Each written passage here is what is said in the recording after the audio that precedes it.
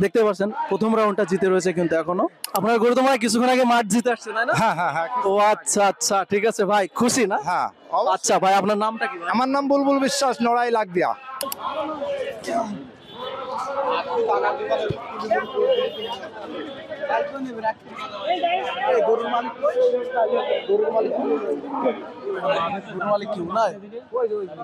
ভাই আসসালামু আলাইকুম, একটু কথা বলবো ভাই, একটু কথা বলবো।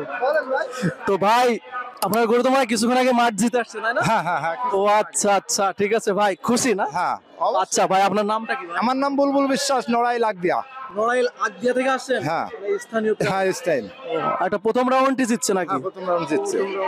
তো ভাইয়ের ফিলিংসটা মনে আছে খুবই। অবশ্যই। হ্যাঁ। তো ভাই কি মানে আজকের মাঠে কি আশা করছেন আপনার গরু? আশা করি আমার গরু মাথায় যাবে।